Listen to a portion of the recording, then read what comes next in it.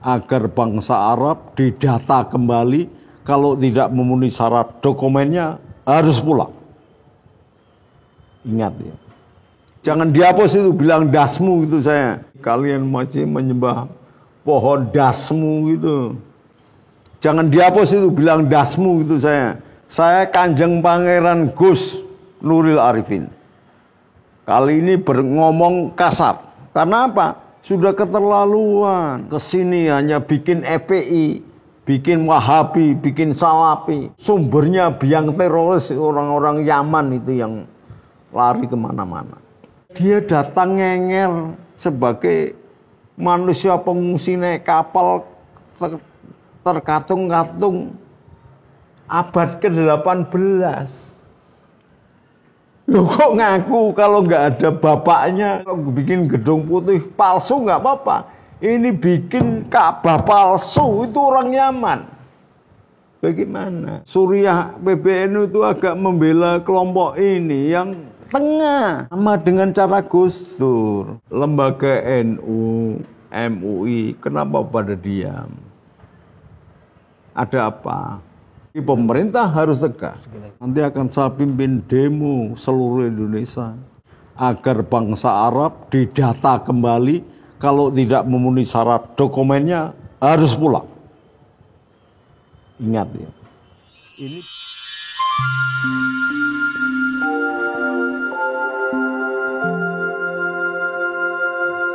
apa sih? Siapa sih yang mengatakan anti Cina? Itu bangsanya Arab-Arab, imigran juga, bukan bangsa pribumi.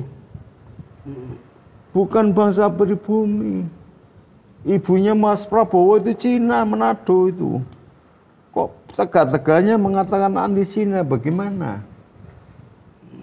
Raden Patah, Raja Islam Demak Jawa pertama, pendiri kerajaan tahun 1400, Cina. Anaknya Tan Alok, Dara Jingga. Dara Jingga berkawin dengan Brawijaya kelima. Punya anak namanya Raden Patah atau Pangeran Jinbun. Nama Cinanya Tan Engbat. Bibinya Dara Petak, namanya Tan Aling. Dengan Brawijaya lima, kemudian diteruskan Aryodhillah, Raja Palembang, melahirkan Syekh Abdul Qadir Minsin, Adipati Terung, Cina. Ini yang mendirikan kerajaan Islam di Cina. Sekurang-kurangnya bersempetan dengan genetika Cina Mongol, yaitu Maulana Syekh Jamaluddin Al-Kubro itu Cina, namanya Tan Kin Ham. Anaknya Syekh Samarkandi dari Samarkand, Tan Kin Hu. Cucunya namanya Tan Boliang, Raden Rahmat, Sunan Ampel. Loh ini Cina. Lah kita ini yang mendirikan kerajaan Islam itu Cina, bukan Yaman. Yaman itu bangsa pengemis, bangsa miskin, sampai sekarang masih perang, miskin-miskin. Naik pesawat aja baunya kayak kandang kerbau. Saya sudah datang ke sana. Sudah datang ke Hadramaut, saya saksikan sendiri. Orang yang bikin Ka'bah palsu nggak main-main. Kalau bikin gedung putih palsu nggak apa-apa. Ini bikin Ka'bah palsu, itu orang Yaman. Bagaimana? Gitu loh. Mari ada sanksi lah, mengatakan anti Cina, anti Arab. Saya sendiri kalau sudah ada aturannya Arab, anti Arab itu, saya kena sanksi nggak apa-apa. Saya mau kena sanksi, tapi mereka jangan mendahului dong. Mereka itu pendatang juga, bahkan pendatang haram dalam tanda petik. Karena masuk ke Indonesia proses imigrasinya dipermudah. Tidak seperti proses imigrasi bangsa-bangsa lain. Makanya ini Menteri Luar Negeri dan Menteri Agama serta Menteri Dalam Negeri harus melihat ini. Setiap bangsa yang masuk ke Indonesia harus melewati proses imigrasi yang wajar dan normal sesuai perundang-undangan yang diterapkan. Jangan empan cindi, empan ciladan, anak emas, anak loyang, nggak bisa. Arab sekalian itu malah justru sumbernya biang teroris, orang-orang Yaman itu yang lari kemana-mana. Kesini hanya bikin FPI, bikin Wahabi, bikin Salafi, ngomong bergabung dengan ISIS dan sebagainya.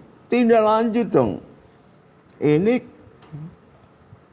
TNI sendiri harus adil dong. Kalau memperlakukan PKI tingkat Koramil aja datanya PKI atau ex-PKI, maka ex-HTI yang sudah dibubarkan pemerintah Indonesia secara sah, setiap Koramil dituntut harus ada data mereka. Karena mereka bisa membentuk organisasi baru yang tidak terdeteksi. Dengan alasan hak asasi manusia, bikin organisasi baru. Organisasi lama nggak jelas. Jadi sekarang ini Indonesia sudah beredar Arab-Arab malam itu, sama dengan PKI malam itu. Indonesia apa nggak jelas. Nggak jelas. Dia malah merasa di Pulau Jawa ini putri tarim, bahwa diperuntukkan untuk tarim. Apa-apaan. Jaraknya ribuan kilo. Orangnya hitam-hitam. Disrupsi tengil-tengil begitu. Orang Jawa itu ada pasor halus. Menguasai sastra, budaya. Bahkan Ka'bah palsunya yang di Yaman itu kalau didirikan di Jepara, diukir itu. Karena budaya kita lebih tinggi dari budaya Yaman yang bangsa miskin, kelaparan itu. Makanya dia menyebar ke dunia manapun untuk mencari hidup. Lamu sudah mencari hidup ya yang benar dong. Jangan kemudian merasa sebagai doronya, tuannya. Kalau kami tidak datang ke sini, kalian masih menyembah pohon dasmu gitu. Jangan dihapus itu, bilang dasmu gitu saya. Saya Kanjeng Pangeran Gus Nuril Arifin. Kali ini ngomong kasar. Karena apa? Sudah keterlaluan. Sudah keterlaluan. Kita ini abad 14 udah punya kerajaan Islam terkenal di dunia. Nah, dia datang ngenger sebagai manusia pengungsi naik kapal terkatung-katung abad ke-18. Loh kok ngaku kalau nggak ada bapaknya penyembah pohon ini gimana? Kita sudah mendirikan kerajaan Islam. Ini yang kedua ya. Dan kemudian rakyat Indonesia harus mulai berpikir soal cerita khurafat ini. Penting sekali. Lembaga NU, MUI, kenapa pada diam? Ada apa? Biasanya MUI itu jadi wasit, Pak. MUI itu biasanya comel sekali, sedikit-sedikit fatwa. Sekarang ini diem apa pada sakit gigi, apa sakit tenggorokan? Ngomong dong. Apa nggak ada duitnya? Apa takut kehilangan duit malahan? MUI itu loh, kamu itu organisasi ormas mengaku sebagai organisasi yang super body, mengadakan halal haram, duitnya juga nggak jelas, dimakan siapa. Makanya jangan makan barang-barang yang gitu, sehingga kalau ngomong bisa berani. Dan yang penting lagi NU harus ngomong dong, jangan bermain aman saja. Gus Dur bermain aman tapi ada dasarnya. Ini bermain aman nggak jelas, malah berkesan Suriah PBNU itu agak membela kelompok ini yang tengah. Katanya tawazun, tawasud, i'tidal tumakninah, tengah dong. Jangan blok sini, tengah. tanpa mengurangi keadilan, tapi dijelaskan bahwa ini begini, gitu. Sama dengan cara Gus Dur. Gus Dur itu tetap ingin mengadili Pak Harto. Perkara salah atau benar, pengadilan yang mengatakan, oh ini salah, ya sudah dimaafkan. Kalau benar, ya sudah, ada konsekuensinya bagaimana, gitu loh. Jadi enak, ada ujung, ada pangkal. Ini PBNU jadi gedabur segini gimana? Banyak profesor, Kang Said kan juga bagus, dia mantan ketua PBNU. Dimintai dong nasihatnya. Jangan hanya seseorang saja kemudian memutuskan. Banyak kiai-kiai yang hebat-hebat, musyawarah. Baksul Masail itu punya lembaga yang hebat namanya Baksul Masail. Semua dasar-dasar kitab terungkap dan dibenarkan. Penelitian kepustakaan itu melewati buku-buku. Lah kalau digabungkan kepustakaannya begini, jalur kesehatannya adalah tes DNA. Itu hal yang sangat niscaya. Jadi jangan ngomong-ngomong kayak kemarin ada orang nggak bawa rambutnya Rasulullah. Loh, saya itu sudah sering ke Turki. Mendekat aja nggak boleh. Kok bisa membawa rambutnya Rasulullah? Kalau bener Opi itu punya rambutnya Rasulullah, dipinjam dong. Jadikan dasar DNA-nya. Jadi genetikanya jelas. Mumpung di Indonesia lagi ribut-ribut Habib atau tidak, iya kan? Lembok gitu loh berpikirnya. Coba tolonglah pemerintah ini, pejabat pemerintah, ada yang berani lah. Sekali-kali tidak ngurus duit saja, tidak ngurus proyek aja. Sekali-kali kalau kalian jadi pejabat, pemumat, belum bisa membuat atau mengaplikasikan sila kelima keadilan sosial bagi seluruh rakyat Indonesia, sekurang-kurangnya jangan membuat bingung rakyat. Apalagi pura-pura tidak tahu kalau rakyatnya sedang bingung. Berlagak pilon. Dolim itu namanya. Saya ngomong pejabat pemerintah. Bisa mulai presiden sampai menterinya sampai RT-nya tuh. Ingat ya. Summa ja'alnakum khulaifa fil ardi. Pemimpin itu harus mengerti bahasa batin orang yang dipimpin. Aku jadikan kalian sebagai pemimpin, kata Allah, untuk mensejahterakan rakyat. Ini sejahterakan rakyat belum bisa. Gawe rukun belum bisa, menyatukan belum bisa, lah terus ngopo? Ini kan belum ada ini, pemerintah melanggar undang-undang terus dituntut. Kalau belum bisa, acuannya pemerintah ini Undang-Undang Dasar 45. Kalau tidak bisa terlaksana, harusnya ada pengadilan yang menuntut pejabat pemerintah untuk mengadili, karena nggak bisa melaksanakan undang-undang. Ini loh, kita ini orang ngerti hukum jajane, tapi pura-pura ahli hukum sehingga kacau semua kayak gini, nggak ada yang ngambil keputusan, takut nggak populer. Tolonglah, ini persoalan penting ditangani segera. Macam luar negeri sudah berangkat kemana-mana, menemukan apa-apa. Cina menyambung Selat Gobi sampai Mekah. Ada kereta dari Cina sampai ke Mekah. Sudah menyambung sana. Kita ngapain?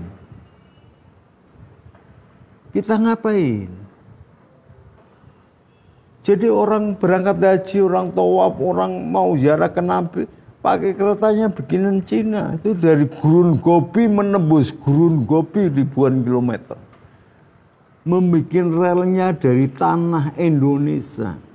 Lumpurnya dari Palu. Lah kok kita yang punya lumpur malah nguplin dengan tok. Gue beli dengan tok, nggak pernah bisa membuat semacam baja keras. Pada lumpur Sulawesi itu ditambahi unsur kimia tertentu bisa kekerasan melebihi baja, sehingga bisa dibikin monorail sampai menembus gurun Gobi sampai ke Afrika, sampai ke Mekah. Kita apa? Ya makanya kalau kita belum bisa menyenangkan hati rakyat, tolonglah jaga hatinya, mengerti bahasa batin orang yang dipimpin. Jangan kampanye jabatan sudah menjadi pejabat nggak ngerti tugasnya. Pancasila aja ada yang nggak hafal. Itu menterinya SBY itu. Lagu Indonesia aja nggak hafal. Tapi giliran selesai jadi kabinet, sak rantang-rantang, sak pancine, sak wajane digobalik. Ini harusnya jadi ibu BPKK bukan menteri. Nggih, jadi pemerintah harus tegas. Cerita-cerita khurafat sudah tidak boleh lagi diberitakan. Jadi mengatakan mbahnya ini 70 kali, mbahnya baca Quran katam sehari semalam sekian kali, memang nggak makan, nggak tidur. Allah nggak suka begitu, berlebih-lebihan baik dalam beribadah pun tidak boleh. Jadi Rasulullah itu memilih garis tengah, biasa-biasa, maka jangan dimunculkan cerita yang bohong, tetapi bisa membangun kerusakannya iman bangsa Indonesia. Hormatilah Wali Songo yang sudah lebih dahulu memperjuangkan Islam dakwahnya sekian ribu tahun yang lalu, dan mereka tidak pernah membangga-banggakan. Jadi janganlah kalau kamu punya cincin emas berlian sak telur ayam, buat apa kamu pamerkan? Akan menyakiti hati orang yang miskin. Kalau kamu memamerkan nasabmu sampai Nabi sekalipun kata itu benar, apa kamu nggak tahu bahwa itu menyakiti hati yang lain? Indonesia itu bukan hanya Islam, Indonesia itu agamanya macam-macam. Dan Al-Quran sendiri memungkinkan munculnya agama macam-macam. Ya, jadi ada agama Sobiin, ada Yahudi, ada Nasrani, ada ini. Semuanya punya kitab dan punya pembenaran. Janganlah menjas agama yang lain lalu mengatakan yang lain. Jangan. Ini Indonesia, negeri Pancasila, yang kayak Nabi Sulaiman, semut pun pantang diinjak. Lah kalau semut tidak diinjak, bahkan Imam Ghazali ada lalat saja dihormati, lalat itu tidak diusir. Bahkan Abu Hurairah itu demikian sayangnya dengan kucing, maka sampai karena kucingnya kedinginan, di depan ada Sayyidina Ali. Sayyidina Ali pulang dulu mengembalikan kucing, ditaruh di tungku yang hangat, baru sholat sampai sholatnya terlambat. Ini kan nilai-nilai yang hebat yang dilaksanakan menjadi sunnahnya Nabi dan sunnahnya sahabat. Makanya disebut Ahlus Sunnah wal Jamaah. Jamaahnya sahabat. Bukan hanya ucapan Nabi saja, perkataan Nabi saja, perilaku Nabi saja. Perilaku sahabat Nabi yang menjalankan sesuatu dan dibiarkan atau disetujui itu menjadi sunnah. Gitu loh tuh. Mau ngaji itu yang luas. Jangan merasa hebat sendiri karena gurumu KB. Guru Syekhona Khol itu gurunya seluruh bangsa Arab, bukan hanya Kabib. Tahu nggak? Ada Syekh Arsyad Al-Banjari, Syekh Abdullah Al-Tarmasi, ada Imam Nawawi Al-Bantani, banyak, ada Syekh Al-Qurhi Al-Buni, banyak orang Jawa, ada Syekh Yakub Al-Jumbangi. Loh, bukan hanya mbah-mbahmu yang datang ke sini terus kamu mengatakan begitu, waduh menyakiti dong. Cobalah biasakan dengan rujukan tafsir yang jelas. Kitab Jalalain itu mengatakan kita boleh nggak menghukumi sesuatu? Boleh. Nahnu, nahkumu, bidohir, yang kelihatan. Kalau kamu nggak kelihatan, itu wilayah Allah. Maka kelanjutannya, wallah yahkumu bisaroir. Jadi yang masih sir, masih rahasia, urusan Allah. Tapi cangkemmu itu gemar sekali mengatakan kafir, mengatakan dolim. Bagaimana? Itu wilayahnya Allah. Siapa yang mengerti hatinya orang? Makanya orang Indonesia jarang mengatakan kafir itu jarang. Jadi kalau kamu mengaku orang Indonesia jangan ngomong begitu. Karena ada pepatah, dalam laut bisa diduga, hati orang siapa tahu. Maka nggak ada orang Indonesia yang mengatakan kafir. Jangan kamu racuni, kamu tulari dengan ghadab dan perilaku jelek. Kamu sebagai bangsa pendatang, nanti akan saya pimpin demo seluruh Indonesia untuk mendemo Menteri Luar Negeri dan Menteri Dalam Negeri agar bangsa Arab didata kembali. Kalau tidak memenuhi syarat dokumennya harus pulang. Ingat ya. Ini baru kata-kata, belum perbuatan.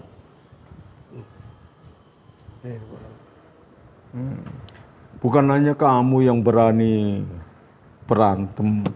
Semua orang Indonesia ini bangsa pejuang, bangsa berantem, berjuang. Itu sudah biasa sejak dulu. Banyak ribuan kerajaan ada di sini. Kamu punya negara aja udah pecah, nggak karuan kok. Nah, kurang baik. Jangan ya, udahlah, berhenti. Jangan mengklaim-klaim yang bersifat bodoh dan jumut begitu. Jangan cerita-cerita khurafat yang jumut gitu. Mbahnya bisa terbang lah. Gimana sudah sampai di mana? Terbang aja. Ini apa-apaan sih?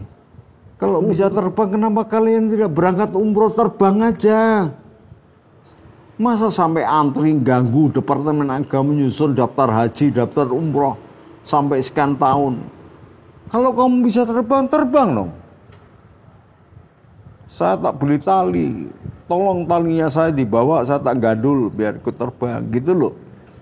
Ini cerita-cerita yang nggak kena agama, yang sangat rasional dan berakar, jadi kemudian jadi tradisi agama yang jumut, ketinggalan zaman, tertinggal, bahkan cenderung jahiliyah. Karena apa? Karena masih mengunggulkan nasab. Kata Sayyidina Ali, ini aku, bukan ini bapakku loh ini, bukan, ini aku. Jangan menyombongkan bapaknya itu baik, belum tuh baik anaknya. Oh buktinya, pamannya Rasulullah Abu Jahal jadi musuh, Abu Lahab jadi musuh, Abu Thalib jadi temennya. Gimana coba? Paman itu yang ke Jakarta namanya Abu Gosok itu juga jadi musuh, jadi biang keracunan itu, menyebar keracunan. Jangan ngomong dunia sedikit-sedikit dunia. Kalian itu tuh klaimnya malaikat, klaimnya Allah, bukan kamu.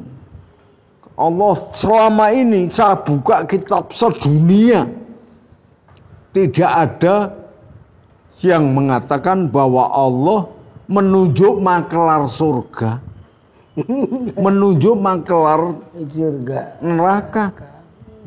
Enggak ada. Apalagi terus mengatakan ada SK pengangkatan. Allah berbuat dan tidak berbuat bergantung dari kemauan mbahmu gitu. Enggak ada.